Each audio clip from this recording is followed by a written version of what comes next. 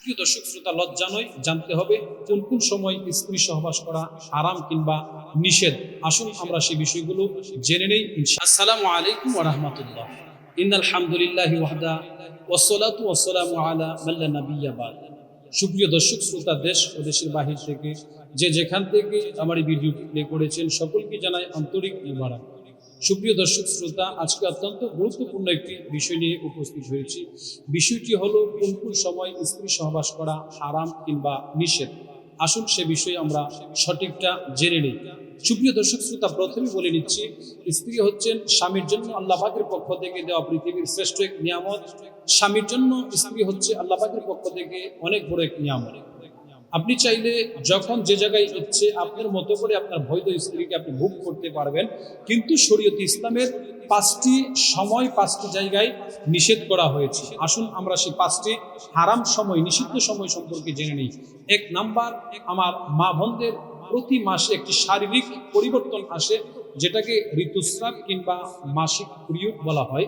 সে সময় স্বামী স্ত্রী একসাথে থাকা, সহবাস করা শরীয়ত ইসলাম নিষেধ করেছেন, হারাম করেছেন। 2 নাম্বার হল স্ত্রীর নিফাস চলা অবস্থায়। নিফাস বলা হয় সন্তান প্রসবের পরে 40 দিন যাবৎ যে নারীর রক্ত প্রবাহিত হয় সেটাকে নিফাস বলা হয়।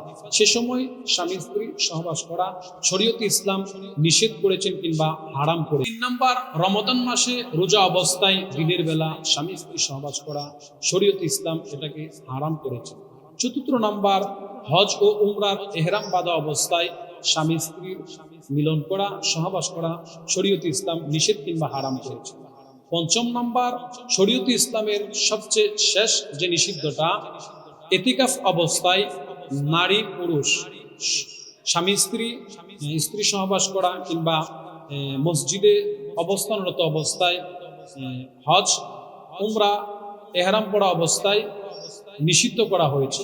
তো এই সময়গুলো ব্যতি রেখে আপনি আপনার স্ত্রীকে যে কোনো সময় ভোগ করতে পারবেন, এতে শরীয়তের কোনো নিষেধাজ্ঞা নেই, কোনো বাধা বিঘ্নতা নেই। তো সুপ্রিয় দর্শক শ্রোতা, আসুন আমরা হালাল পন্থায় হালাল তরিকায় আমরা আমাদের জীবন জিন্দেগি পরিচালনা করার চেষ্টা করি।